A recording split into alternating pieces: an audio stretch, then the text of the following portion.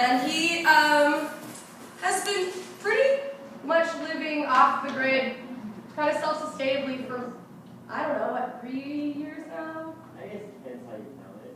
Actually, I moved onto the boat first and then like into the forest. He used to live in the woods near my house.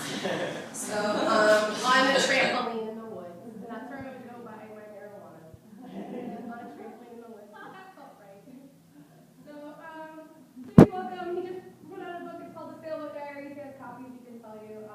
His name is Michael Fielding.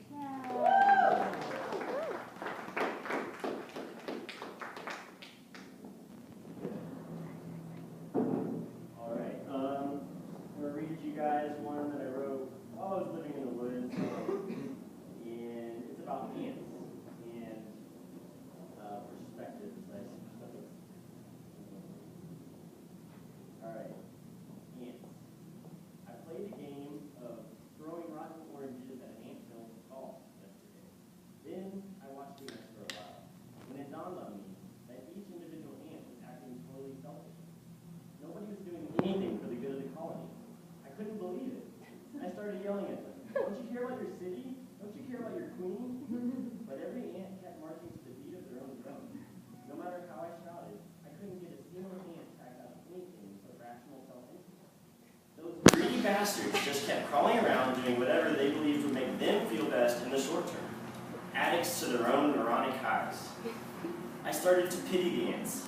What meaningless lives lived solely in pursuit of personal gratification.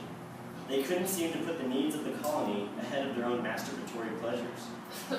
Even the apparent altruism was fraudulent. The workers were only distributing food because it made them feel good to share. The soldiers were only defending the mound because it made them feel good to defend.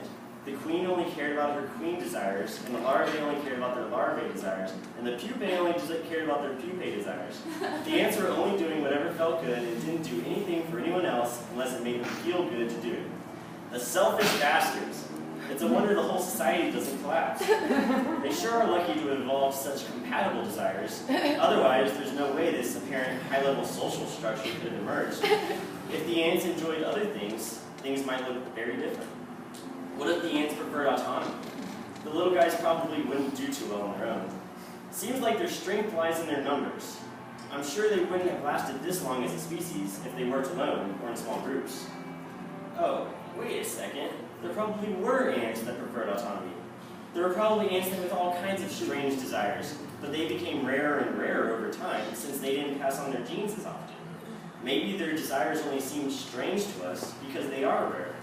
Maybe we're measuring normalcy by the yardstick of population, so the behavior that seems normal is simply that which has become most commonplace.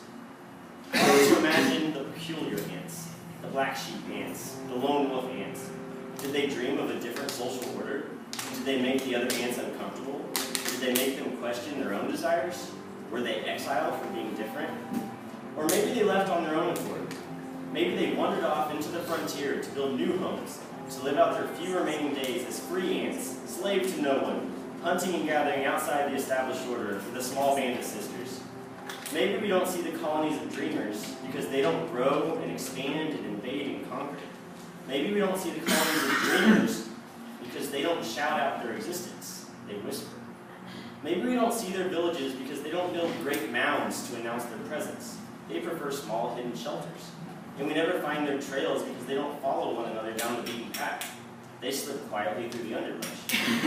Maybe we don't see the colonies of dreamers because we're not looking hard enough. Maybe they're hiding in plain sight, but our preconceptions render them invisible. Maybe there are free ants all around us, and we just don't notice. Maybe we see what we want to see when we look at the ants. Yeah.